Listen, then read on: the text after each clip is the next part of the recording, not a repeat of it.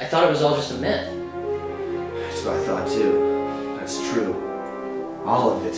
You see, a while ago I found this at my app books in Chicago. The novelization of Star Wars The Phantom Menace by... Oh, come on!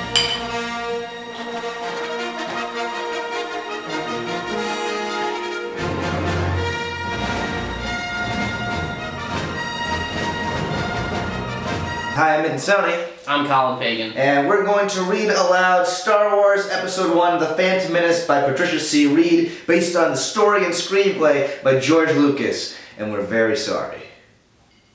So where are we in the book? I actually have no idea. Maybe where we ripped a page out?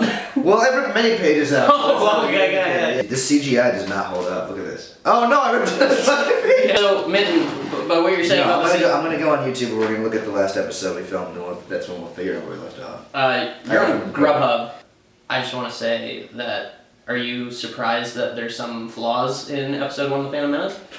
It's been under a rock for 15 years. 17. New year! Oh yeah. New numbers. I'm still doing this in 2016? Fuck! We're gonna be dead by 2017. Hi Spencer. Spencer, do you want to be in this episode? Do you want a glass of Jimmy Mine? Sponsoring this episode.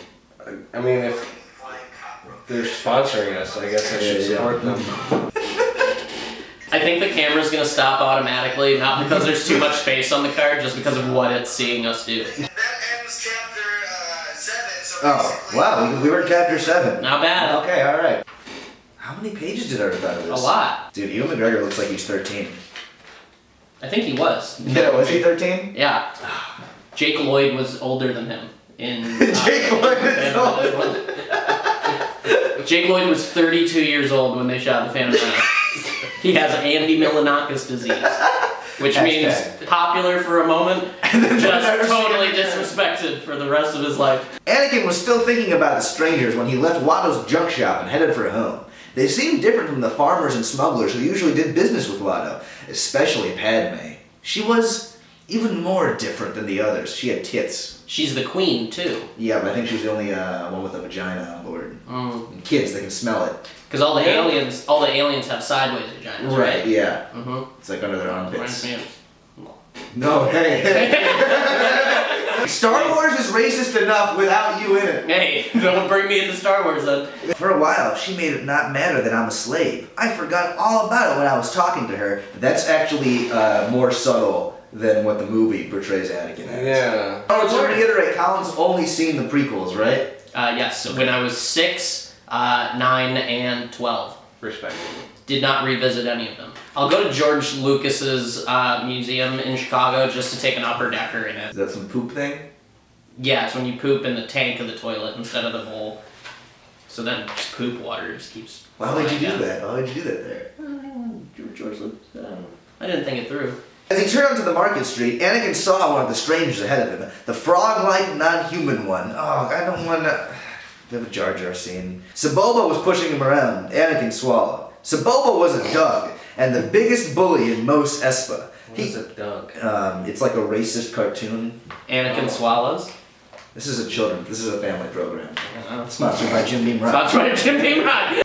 Saboba can use all 4 arms interchangeably, as long as he left himself one to stand on, so his opponents could never tell where the next blow was coming from. It gave him a big advantage in most fights. Wow, we're getting like deep into Saboba backstory. Well connected. If I can get Saboba to believe that, he'll leave. No one messes with the Hutts. Oh, so there's a hut? Yeah, I guess that's somebody related to Jabba the Hutt, because George Lucas can't think of new ideas. He knows about callbacks. Very important in comedy. Michael Dillon. Connected? What do you mean, slave? As in Hutt, Anakin said. Is this a scene in the fucking movie? The writer takes liberties at points in this book. I read a unfortunate amount of novelization books when I was growing up. Yeah. Why?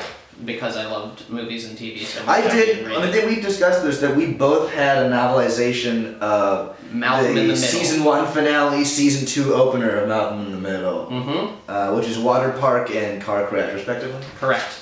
And there's a weird part in that book where for some reason the writer decides to write a joke that was not in the the show, and I recall the joke being Malcolm breaking the fourth wall and saying, but my dad thinks he's cool, but he grew up in a time where bands were called Foghat. Huh. Not bad. No sir, Mr. Hate Crunching. That's the last thing Mr. wanted. That's probably the most racist thing I've ever done, and That's not true. It unfortunately means something. Nevertheless, the boy is right. You are heading for trouble. Thank you, my young friend.